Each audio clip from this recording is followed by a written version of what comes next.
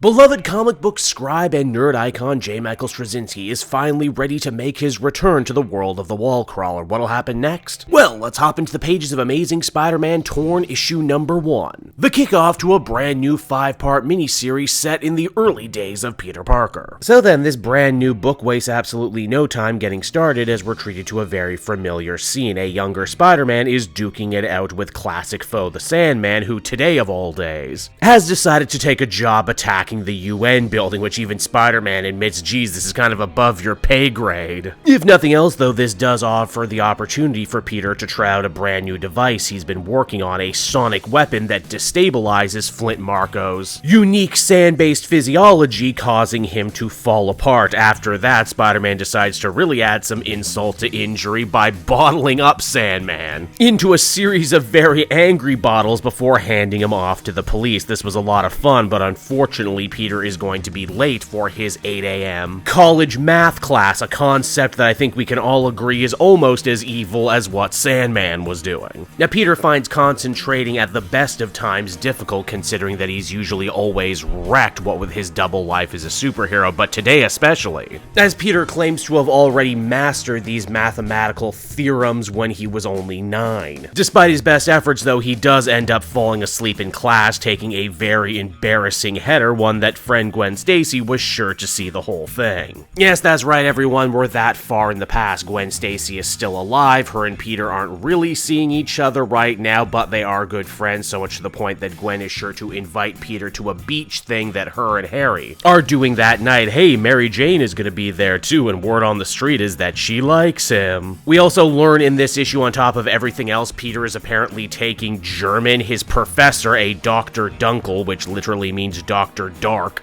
is no fan of Peter's shenanigans. Why is any of this important? Well, at the same time, we see a woman by the name of Eveline trying to sneak her way into the college's very prestigious library. Apparently, they just so happen to be keeping a very rare book, a tome of dark spells, you guessed it, written entirely in German. Now, this lady isn't a fan of literature. She's actually a super thief who, once she realizes that she's only dealing with the library assistant, freaking backhands the poor girl before eventually taking her hostage. More on this in a minute. Peter ends up getting taken away from school when he sees on TV that a bunch of terrorists have taken over a building in Jersey and are threatening to kill people unless their leader is released from jail. Spider-Man suits up and gets ready to deal with the threat, though quite hilariously he admits that even he won't be able to web swing over there in time, and that it would probably be a lot faster just to take the PATH train. And I gotta say, I love this one image of Peter just sitting on the train eating a hot dog, getting to his next big caper. It reminds me of something from the video game. Now, when Spider-Man actually does manage to make it to the Garden State, he's all business in taking out the terrorist. In fact, one of them even says, wait, don't you quip? Don't you make jokes? Aren't you supposed to be funny? Only for the webhead to say that he feels terrible for all of those civilians that this guy has traumatized. They'll probably be living with those scars for the rest of their lives, and because of that, this schmuck does not deserve Spider-Man's comedic A material. So yeah, all in all, a good day. Spider-Man stopped 2 major crimes, and Peter Parker even did manage to make time to hang out with his friends on the beach. The scene that follows is really great and probably does more to justify a purchase of this book than just about anything else. You see, eventually the 4 friends turn to the subject of what they want to do with the rest of their lives and where they see themselves in a few years. And oh man, is it friggin' tragic as a longtime comic book fan when you know the fates of all of these characters already. Gwen says that she wants to do something that matters. Her dad expects her to become a lawyer or maybe even follow his footsteps in becoming a cop. This is horrible because we know Gwen will never live to see the future. Hell, her dad won't even live to see that much longer. Not to be outdone, Harry goes next, saying that everyone assumes that he will take over the Osborn Corporation, even though his father is a cruel control freak and will never let it go. Of course, as longtime readers, we know that Harry will end up taking over for his father, sadly just as the Green Goblin, before eventually dying himself. Then there's Mary Jane, who talks about how her modeling career is taking off right now, but how she still has aspirations to be an actress. Maybe not even a famous or rich actress, but an actress who managed to find that one great part, one that managed to really make people think, you know? Again, something that we know will never come to pass. And finally, we have Peter. What does he see in his future? Nothing. He sees fire. He knows the day will come where he will inevitably actually need to bury Aunt May, and on that day he will be absolutely crushed, which again is kind of funny given the hindsight we know as longtime readers. Yeah, Aunt May will die, then he will bring her back.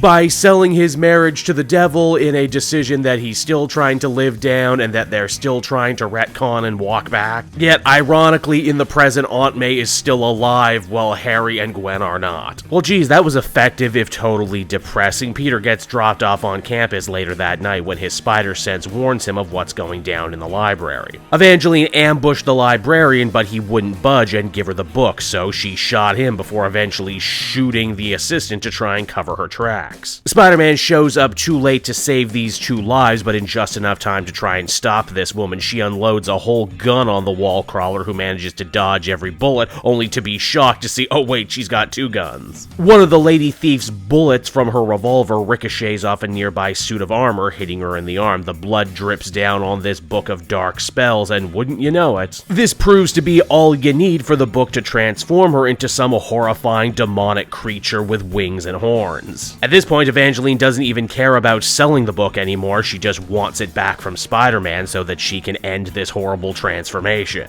Spidey defends the book tooth and nail, and it's at that point Evangeline decides that if she can't get the book back, she will instead choose to punish Spider-Man by hurting everyone he loves. Which is certainly big talk as the comic comes to a close, and so that was The Amazing Spider-Man Torn issue number 1, and ironically, I am kind of torn on this first issue. On one hand, J. Michael Straczynski manages to reacclimate himself writing Spider-Man pretty much like he never left. The whole book has this kind of stepping into a nice, warm, familiar bath kind of feel to it. But on the other hand, it's that familiarity that's kind of the problem. Mainly, by God, how many untold tales of Spider-Man's past can we possibly see? What left is there to tell? What corners of Peter Parker and Spider-Man as characters have we not shone a spotlight on at this point? To the book's credit, though, I do appreciate it not devolving into full-on navel-gazing nostalgia chasing. If anything, the book uses our knowledge of future events to ratchet up the tragedy, as we know where all of these characters are going and how in many cases they are not to happy endings. The art's pretty solid, and the action choreography is equally as good. I wish I could say I was equally as won over by the new villain, but it is heavily implied that she's working for someone else, so there's a good chance that there will be a late-game revelation that helps really tie it all together and ratchet up the drama. Overall, I would give this one a 7.5 out of 10. Pretty good, not great, room to grow. I'm hoping issue 2 does a little bit more to win me over.